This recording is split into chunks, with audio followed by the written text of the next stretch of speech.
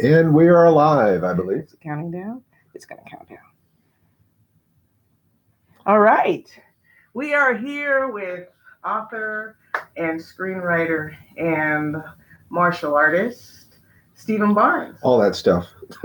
Welcome. Endeavor Award-winning, NAACP Image Award-winning author of the epic novel Lion's Blood. And I don't just Is that backwards? Can you see that? I think it's probably fine. Oh, okay. So welcome to the Afrofuturism class. Hey, hello everybody. It's good to be here. Sorry I can't be there live this time. This is our replication of Skype, since you are literally in flight as we're holding this class. So welcome, and thank you so much for gracing us with your time on Lion's Blood. Where do I even begin with this novel? You know I love Lion's Blood. We saw Black Panther again today, and I was just thinking this should be Lion's Blood. Oh, yeah. Well, you know? Wakanda and Bilalistan have much in common. They do. It's close enough to touch, but it's a very controversial subject. It's very difficult, especially during these political times. And it was difficult when you started writing it, but it became more difficult closer to publication. So because of 9/11. Yeah, because of 9/11. You know, that was not the time that America was not interested in finding out in a story about America being dominated by brown Muslims.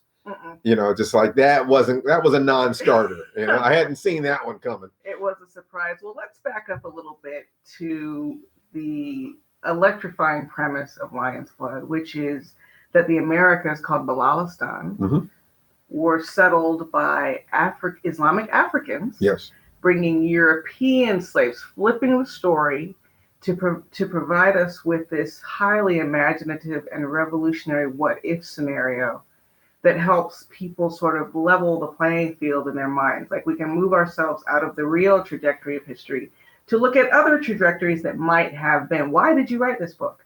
Well, I think there was a movie called White Man's Burden that reversed the positions of black and white in America, and I thought it was very poorly done. They simply hadn't thought their premise through. Starring John Travolta. And Harry Belafonte. Yeah. Yes. And then there was a television series called Sliders, where every week they would go to a world that was a different alternative history. And they called me up and asked me whether or not I would write one in a world in which the relations of black and white were reversed. And I was horrified because I knew how easy it would be to get it wrong. Yeah. That how easy it would be to be facile about this, to not think through the premise. And so I basically drove from Vancouver, Washington up to Vancouver, British Columbia through the rain. Where they were shooting. Where they were shooting the series, to pitch to them, you know, an idea that would allow me to use my actual skills as a science fiction writer to actually let me actually think this through. Let me take this seriously. And because I really did not want them to do this badly. So let me guess. It was a little too deep for the room. Well, you know, for whatever reasons, I cannot say, they decided not to go forward. Okay. Yeah, that may have been the better part of valor. Right. But I think that at that point, it started hitting me that this might be a story that I needed to write, and that might be a story that nobody else could write. So I began to think about it.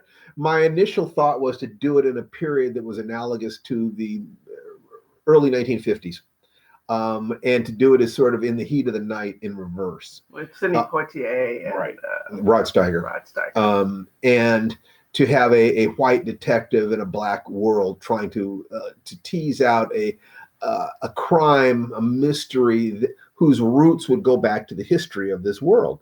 And I had been working on this. I mean, it required me to rethink thousands of years of history, you know, because I had to ask the question, well, how did things reverse? You know, how could this happen? Which required that I have a solid theory of how societies evolve as a whole, which would explain the difference in cultural development, in technological development between Africa and Europe, such that Europe was able to harvest the children of Africa. It wasn't a war. They were literally, there was enough of a difference that they were able to do, you know, horrendous things to understand how that could happen, required asking core questions about, like I said, the formation of societies and the nature of human beings and how things develop in the world. It took years of research because I needed to be sure I wasn't going to just kind of wave a magic wand and say, it was magic, or, a Tyrannosaur zigged left when he should have zagged right. And so, all this happened. The trick with an alternate history is that chaos theory is involved here. You cannot drop, except in a vacuum, you cannot drop a leaf out of a fifth-story window and predict where it's going to hit on the ground. You can't do it. There's too many different factors that affect where that leaf might go. The biggest, best computer in the world can't do it. Might never be able to be done. But what you can do is put a leaf on the ground not too far from where that window would be in a plumb line and say, is it plausible that the leaf landed here? And somebody will look at the leaf and look up at the window and they say, yeah, it's plausible. So I'm not saying this is what would happen. I'm saying, is it plausible this could happen? Because if you will grant me that society works this way, and history works this way, and human beings are this way, if you will allow me to start with these assumptions, I've got a hell of a story to tell you. And so I was actually in New York. We were talking to Betsy Mitchell about a book that she kind of wanted to get one of your books, and I think your book was already in the contract with somebody else. Right, and so, right. Looking for second prize, she looked at me and she said, well, what are you working on, Steve? So not being proud at all, I said, well, and I told her what this was working on. I saw her eyes go wide. And next thing I knew, she'd bought 2 books in the series. But she did suggest that instead of setting it in the early civil rights period, that I set it during slavery. And so I set it in about 1865, so that I could actually have slaves looking for freedom. That is the most acute version of the situation. Let me stop you there if you don't mind. Yeah. Slavery is a big hot button even today. And there's a major piece of the research process when you're creating a book like Lion's Blood, which is understanding why history unfolded as it did. And because I was privileged to be married to you while you were working on this book, I know a little bit about that research process. Could you talk a little bit about the importance of Jared Diamond's book, Guns, Germs, and Steel? Yeah, I'd always had faith that human beings were basically, equal between groups. But if you did not have the technology that really didn't come into being until the latter half of the 20th century, the simplest explanation, and the explanation that was accepted in, the Encyclopedia Britannica, like 1930 something, is that the reason for the difference in cultural development, and the reason for that blacks had been enslaved, was that they were intellectually inferior. I mean, this was standard, this was standard belief. There was nothing unusual about this belief. There was nothing, it was taken for granted. It was unusual to think anything other than that. Now, I disagreed with that. I disagree with that for a variety of reasons. But I have to admit that it was faith-based. It was not intellectual. It was just, I simply didn't believe, since I have a belief in God, I simply didn't believe that an all-powerful being or force would create the kind of differentials between groups that would lead to the kind of misery that we saw. I just didn't buy it. And I think I used that faith to protect myself from the racism that I encountered. People saying, well, Steve, that this has to be true. And I did not have the information to refute them. I simply refused no, I don't believe it. I just don't believe it. Knew too many people of high accomplishment, knew too much about all terrible things that had happened. I knew too much about how white people reacted under stress and saw them dysfunctional all over the place in response to stress. So it's like I didn't have enough respect for white people to disrespect black people. As far as I was saying, as far as I could concern myself, it was just human beings. But Jared Diamond's book, when I was doing research, trying to come up with, I had to try to satisfy the scientific part of my brain. And Jared Diamond's book, Guns, Germs, and Steel, was the first collection of thought on the subject that I thought answered the questions I had in my mind in a way that was testable. You couldn't perform the experiments, but what you could do is go back and look at certain things historically and say, if this is true, I will find X. And if you found X, then that is an evidence that this is true. And what he basically suggested was that societies go through a series of developmental stages. And that if certain things are true, then they get to certain sizes, of population, and at that size of population, they hit another threshold and something else happens. And if they are in contact with other cultures in certain ways, then you get an additional boost.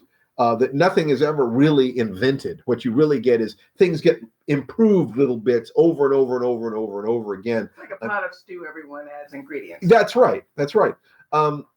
So he pointed out a couple things that I thought were essential to understanding sub-Saharan Africa. First of all, sub-Saharan Africa being cut off by the Sahara Desert, it might as well have been Australia in a lot of ways, in the sense of being cut off from the trade routes that connected England with China. Basically, the road of silk from the Pillars of Hercules over in the Atlantic, all the way to the Pacific, virtually, and down through India. Can walk. You could walk the entire thing. And if you took a look, when you had walking routes, and then you had camel routes, and then you had sea routes along the coasts tended to be more developed than inland. That's something that you could predict.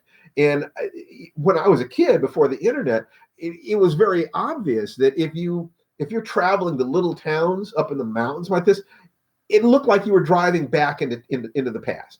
It was just the case. So if stuff inland was less developed than it was on the coast, that implies trade. It implies that people are exchanging information through trade. So if you have a combination of land trade routes, the road of silk that goes from, like I said, from Germany, and England all the way, down through India and then up to China. And then you have the nautical routes around the Mediterranean. So now you have all the routes around all the places around the Mediterranean and Egypt and Greece and so forth and so on, who are not only connected by trade by land, but also by sea. And these people are fighting each other. So they're exchanging military technology, and they're trading with each other, and they're marrying each other, and all of that genetic and mimetic information is being exchanged very rapidly. So that right around there, you have the ferment of what became, the Renaissance, and, Leonardo da Vinci and the accomplishments of Egypt and so forth and so on. Whereas if you've got 1,000 miles of Sahara Desert, what you have on the other side of that is cut off from a lot of that trade. Now, you do get some trade around the eastern coast, in Ethiopia and so forth. And what do you get? You get not just genetic exchanging, but you also have ideas exchanging, and you have trade things exchanging. And so you're going to get more stimulation around the edges. Languages, that's right, written languages. And written languages have only been developed about 4 times in human history. Everything else comes out of one of those, one of those developments. So there is that. And there's also the idea that there's a difference between an east-west and a north-south distribution. That when an east-west distribution, like the Eurasian landmass is the largest east-west landmass in the world, and any crops that you develop at one latitude will work at that same latitude all the way across. So seeds that you develop in one place, animals that you domesticate in one place, are good from over here in Germany all the way to China. And the same thing, like I said, domesticated animals. So you have these factors which start working together to create population density of a particular size, interaction of a particular size, in which case you hit this threshold, and then you move from that threshold to another. And the other things that have to do with domestication of animals. Zebras, animals that co-evolved with human beings, basically animals on the continent of Africa, are much harder to domesticate than the new animals that we came across when we left Africa, because domestication happens after hunting. The first thing you're doing is you're hunting, and you're killing them and you're eating them. It's a much more sophisticated to keep them alive. And at first you're drinking their blood, then after that you're drinking their milk, and after that you're harvesting secondary products like wool and so forth off of a sheep. But long before you ever get to domesticating sheep and breeding them until they're docile and having their wool, you're killing them and eating them. So basically, the stuff that was slow enough for you to domesticate, if you evolved next to that thing, you ate it. It's gone. So for instance, zebras on the continent of Africa, no one has ever domesticated a zebra. Zebras look a lot like horses, but they're not. They're smarter than horses. Their eyes work differently from horses. You can't get close enough to it to, and they're mean in ways that horses are not.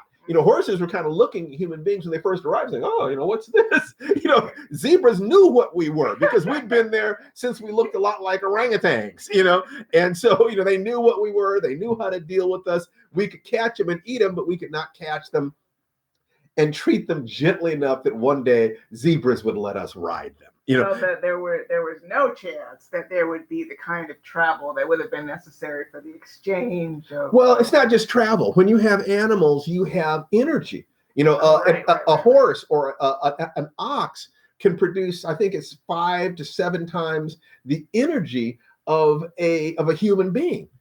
And once you have that, you can work land that you can plant land that you can't plant otherwise, which raises the amount of crops you can grow, which increases the size of the population that you have, which increases the amount of creativity you have and the vibrancy within that population.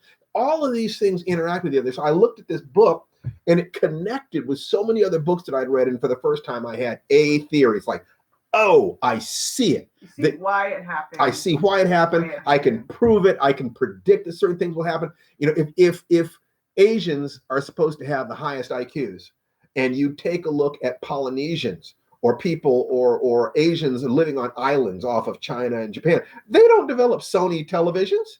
They're living, virtually hunter-gatherer, very, very simple existence. You have to have the population size. You have to have the interaction with commerce. You have to have those things. It doesn't matter what your genetics are. If you're off of those roots, if you don't have those advantages, you don't develop.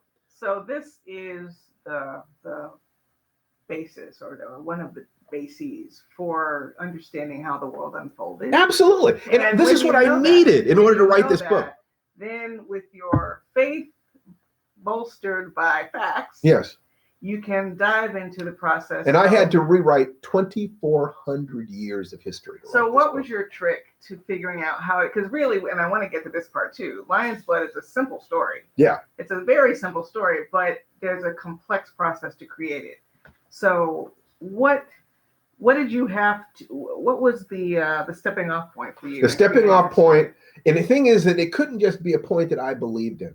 It had to be a point that my readers would believe in, and a point that would have some emotional connection for them. Because I knew, for instance, that most of my readers are going to be white, because that's just what the science fiction field is. So I had to have an event, the thing that changed had to be something that would be of significance to them. Or the book would fail. It wouldn't matter if it's a good book. It also needed to be a book that could succeed. So the stepping off point that I chose is that Socrates doesn't drink the hemlock. And because of that, there's a chain of actions that leads to Egypt and Carthage standing together and breaking Rome and controlling the Mediterranean, then bringing African mercenaries up from below the Sahara Desert to patrol their empire for them. Those mercenaries end up taking everything over, and then I also slow Europe down with disease. So I hit Europe with a couple things to slow it down. I did a couple things to speed Africa up, bringing Egyptian building technology to the sub-Saharan desert.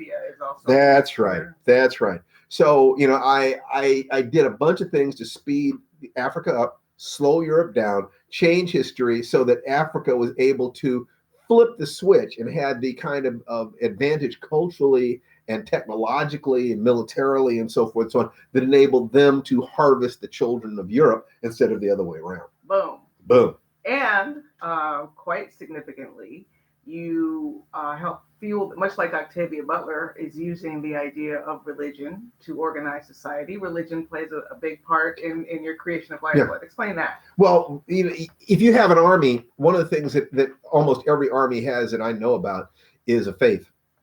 Because one of the things that all warriors ask themselves is what's going to happen if I die in the next battle. If you can have someone who says this is what will happen to your soul, it helps. Mm-hmm. And so a unifying, I chose Islam Mm-hmm. as a unifying force. And I used that instead of African religions, which I could have used, because I wanted to bring a certain number of cultural things that had developed around the Mediterranean. It's like there's a difference between human hardware and software. As far as I'm concerned, all of our hardware is pretty much the same, but our software is different. Mm-hmm. So I had to take software and implant it in the walking computers that were Black people, right, such that we then had the advantage, and then we took that football and ran with it. Right. Right. So let's talk about the slavery aspect of it. You get to create European slaves in this. Yeah, I wanted to, all that work, and it was like 6 years of research total. I'm always researching something. And it was all in service of telling a very simple story. I wanted to tell a story about two boys. One is named Aidan O'Dare, who was an Irish boy. And I chose the Irish because there's a rhythm in their culture, musicality in their culture, and a strength in their culture that I admire greatly. Yeah, not because of the apocryphal parallels being drawn between Irish slaves and American slaves. No. At that time, I had never heard anybody talking that Irish slave nonsense. Just for the record, it's crap, okay? I won't even go in. It's like, that's nonsense. Not even the same. It's not even the same thing. Not even close. So you chose the Irish because of their culture, their because I admire them as a people, okay? Right. And I wanted to start with him. So I have him kidnapped by Vikings and sold to the Moors in Spain, Andalus, and he and his family suffer the Middle Passage and come to Bilalistan, to the province of New Djibouti, which is Texas, where he becomes the foot boy, the personal servant of Kai ibn Jalaluddin ibn Rashid, who is the youngest son of basically the governor of Texas. Okay, mm-hmm. A great judge, Wakil is what he's called. That's right, the Wakil Abu Ali. Right. And so I start the book from the Irishman's point of view, and then after he suffers the Middle Passage and comes to Bilalistan, I literally start the book over again from Kai's point of view and begin to insinuate Aidan in very carefully and subtly in the background as this really smart kid is trying to figure out, how do I survive in this new world? But from the point that I switch it to Kai is the lead character of the book. Right. Okay. Even though in my mind, Kai and Aidan in many ways are like one soul and two bodies. They're closer than brothers, and they love each other dearly over time, but they're separated by this institution of slavery. Now, there's one thing I will say is I was not capable of making the slavery in my book as bad as it really was. I just couldn't. I could not do that to people who I created. What were some of the cruelties you could not inflict? I couldn't strip away their religion. I couldn't strip away all of their names. I made it very clear that the Wakil Abu Ali was considered to be much more liberal, much more flexible in these things. Yeah. So the slaves that I had on his place still had their Irish language. They still had their Irish heritage. They still had their names. They were allowed to worship. I actually had an Irish bard writing me Irish slave songs of their work, of their spirituality and so forth. And because I think that's one of the things that I think that a lot of people can't grasp how much was taken from us. Yeah. That in essence, our software was scrubbed. Yeah. Leaving nothing but the hardware nothing, but very little. Very little. I mean, in comparison, I said James Earl Jones made the comment once that there is no Black culture in America. This is something that he said, and I understand the way he meant that from an anthropological point of view. In order to have a culture, you have to be from the anthropological point of view, you are separated from all the rest of the world for generations. You develop your own language, your own religion, your own worldview. This happened to almost every other group of people. Africans have a culture. But if you remove your name, your language, your religion from someone, you break that up. Now you take people who Zulus and Tutsis and Hausa and Igbo, and you blend them all together. You've destroyed their cultures. You've created a homogeneous mass of people who had nothing in common except their skin color and the deprivation. This is one of the things that when people say, well, Irish slaves, Chinese slaves, most people, and I see very few people saying this, that if you can say Irish If you can say Chinese, then what happened to us is not what happened to them. No. It would have to be generic European. Preach it. It would have to be generic Asian. As soon as you break it down into a particular culture, that is specifically what was taken from us. Exactly. So it's like, the homie don't play that. No. You know, it's like, you know, I love everybody, but don't tell me, you know, and it is true in terms of the problems that still exist in the Black community, that we've got to do that work. Like an accident victim has to do all their own rehabilitation. They've got to take every step themselves, and it's going to hurt. But don't tell me we weren't hit by a bus. You're right. Especially if you look like the bus driver. Exactly. You know, if you look like the bus driver, you better have all the sympathy in the world, or I'm going to suspect you were driving that bus, or you were cheering the person who drove that bus. Right. You know, life is just what it is, but I think it is evil.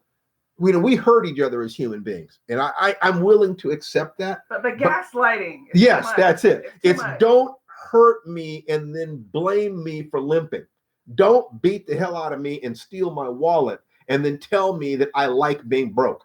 Don't do that. There was slavery in Africa too. Yes, there was, which is irrelevant. Yeah. You know, not only that, but it also morphed. I don't think any group of human beings had ever been taken as far as, you know, from their home, so that there was no way to get back home. Different model. And they couldn't even remember who they were. Yeah. You know, as horrendous as the Holocaust was, Jews who survived it knew who they had been. Right. Well, let me ask you a question then. Yeah. In terms of the cruelties that you had to preserve. Yeah.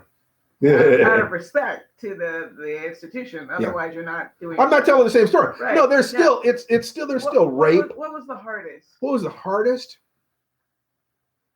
Probably the rape, the loss of sexual agency, the inability to protect your women, the inability to control your body, or women to protect themselves. Sure, but I think that from a woman's point of view, inability to protect herself hits her on one level. A man's inability to protect his family hits him on another level. It's removing their humanity in different ways. To remove your ability to protect, it's like the difference between being able to protect yourself or your ability to protect your children. That if I have to go and work in the mines, it hits me in one way. But if you take my children away and put them down in the mines, it affects me differently. Or a loved one, let's say. Yes, that's right, or a loved one. It affects me differently. You are changing the natural balance of, you know, that has existed for, you know, 250,000 years. You're making people into something they've never been before, and we're still recovering. Were you looking for some payback in some of these? I was when I started writing it, but if you love the characters that you write, and I do love my characters once I get into them, you see their humanity, and it broke my heart to do these things. I mean, the middle passage was pretty much as bad as I had researched it to be. It's hard to soften that up. Yeah, you know, I wasn't going to soften it too much, and I think that what you had in American slavery ranges from Gone with the Wind. You know, maybe, I don't know, maybe 10-20% of slaves had it that good. You know, with Django Unchained at the other side of it, and I think 12 Years a Slave and Roots are pretty much in the middle. Well, you know, this I don't think that they were extremes. You know, that what you saw there in Roots and 12 Years a Slave struck me as being kind of the average experience. Well, I think the thing that Americans struggle with the most is understanding, on some level they do understand the level of violence that would be necessary to maintain that institution. They don't want to look at it. Well, so that's one of the reasons why they can't believe the institution was that bad. Right. Because if it was that bad, if it was bad enough to explain the difference in performance and statistics and infant mortality rate and life expectancy and inherited wealth and so forth and so on, it had to be soul crushing.